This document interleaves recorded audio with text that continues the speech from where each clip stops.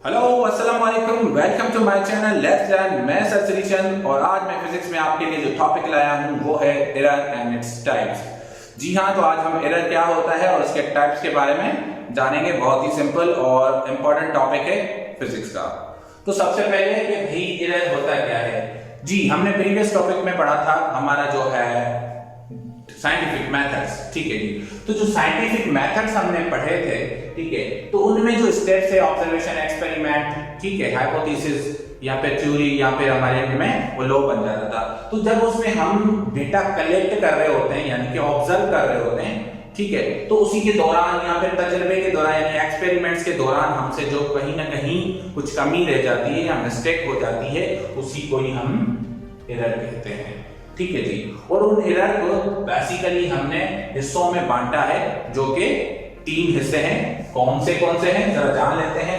सबसे पहला है हमारा पर्सनल एरर,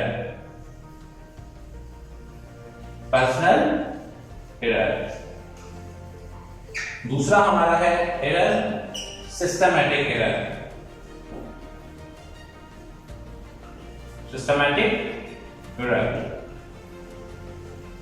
और तीसरा है हमारा रैंडम एरर।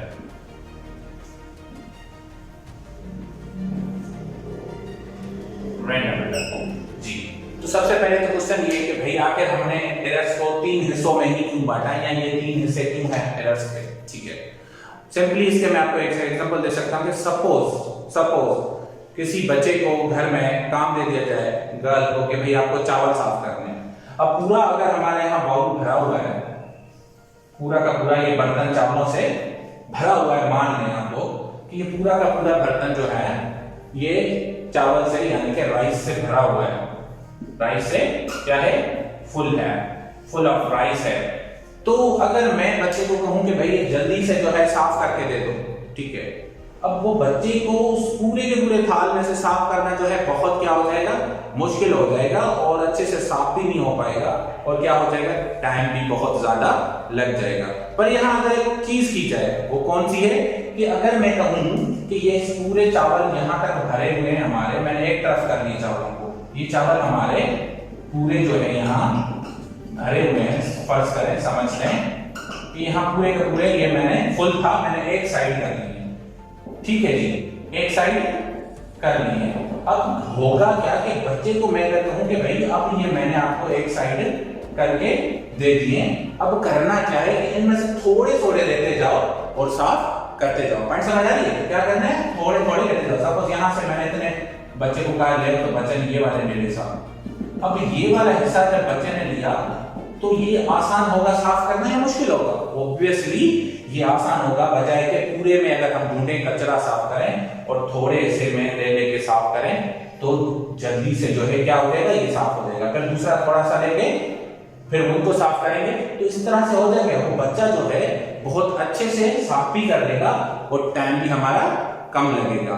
एग्जैक्टली इसी बेसिस पे कि भाई एरर्स, अब पता कैसे लगे कि जब हम जो है एरर ढूंढ रहे हैं, कोई गलती जो हमारी हुई है ताकि जिस वजह से हमारे एक्सपेरिमेंट जो है कामयाब नहीं हो रहे हैं, तो गलती आखिर हुई कहां, तो क्या करेंगे, फिर हमें कैसे पता लगे। तो एरर्स को, उन गलतियों को आसानी से समझने के लिए हमने क्या कर दिया, क्लासिफाई कर दिया, कैटेगराइज कर दिया इनको, एरर्स को। और वही हमारे जो टाइप्स है वो किन हिस्सों में हमने कैटेगराइज कर दिया, क्लासिफाई कर दिया, 3 हिस्सों में। कौन सा, पर्सनल एरर, फिर सिस्टमैटिक एरर और तीसरा रैंडम एरर। जी, ये पर्सनल एरर जो होता है ना, ये ऑब्जर्वेशन में आता है।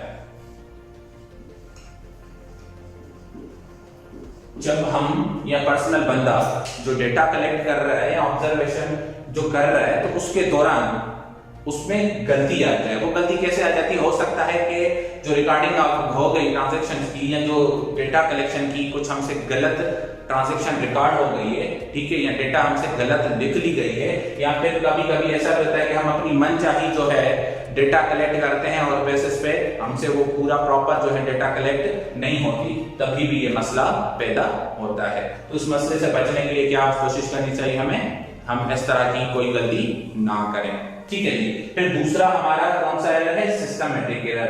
जनरली ये जो एरर है हमारा, ये एक्सपेरिमेंट्स के दौरान आता है।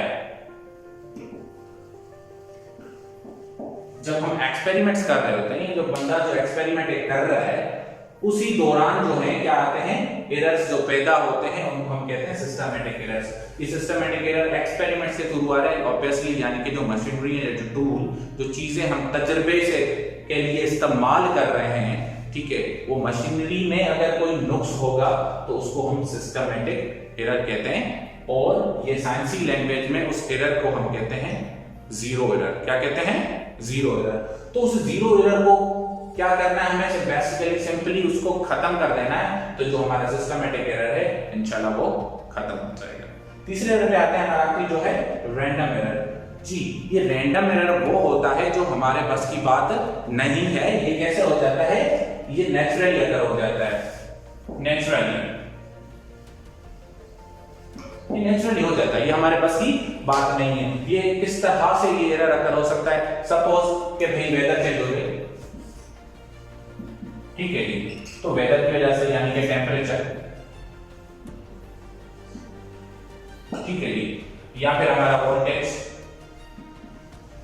ठीक है, तो टेम्परेचर यानी मौसम चेंज हो रही है, या टेम्परेचर में जो कमी आ रही है या बढ़ रहा है, या फिर जो क्या है वोल्टेज, जो बिजली का वोल्टेज है वो कम या ज्यादा हो रहा है, तो उस पे एक एक्सपेरिमेंट में से सपोज कि आपको जिस वोल्टेज की जरूरत थी, अब लाइट के वोल्टेज के कम होने की वजह से, ठीक है, तो वो एक्सपेरिमेंट में कुछ कमी रह गई। क्यों हो गई? कि जितना वोल्टेज चाहिए था उतना मिल नहीं पाया। या फिर ऐसे भी हो सकता है कि वोल्टेज इंक्रीज हो जाए, जितना हमारा चाहिए था उससे बढ़ जाए, तो भी एक्सपेरिमेंट हमारा कामयाब नहीं हो जाएगा। और यहाँ पे ये समझ लेंगे टेम्परेचर में कोई चेंज आ जाए तो भी हमारे लिए सिचुएशन चेंज होगी, क्योंकि रिजल्ट्स चेंज हो जाएंगे। तो इससे बचने का बेस्ट तरीका ये है कि लैबोरेटरीज में जब एक्सपेरिमेंट किया जाए तो इन चीजों का खास ख्याल रखा जाए, तो इंशाल्लाह कोई एरर नहीं होगा। तो ये हमारे एरर है बेसिकली जो हमारे जब हम ऑब्जर्वेशंस कर रहे होते हैं या एक्सपेरिमेंट्स कर रहे होते हैं, तो ये हमारे एरर्स, ये गलतियां होती रहती हैं। तो इनसे बचने के लिए इनको हमने 3 हिस्सों में बांटा हुआ है। साइंटिस्ट ने इनको 3 हिस्सों में कैटेगराइज कर लिया है, इसलिए ताकि इनको आइडेंटिफाई करना और उनको फिर सोल्व करना आसान हो जाए। जी, तो गाइस ये था आज का हमारा टॉपिक। उम्मीद करता हूं आपको पसंद आया होगा। कहीं अगर कमी रह गई हुई तो आप जरूर क्वेश्चन के थ्रू हमसे पूछ सकते हैं। मिलते हैं एक नए टॉपिक में, तब तक के लिए अल्लाह हाफिज़।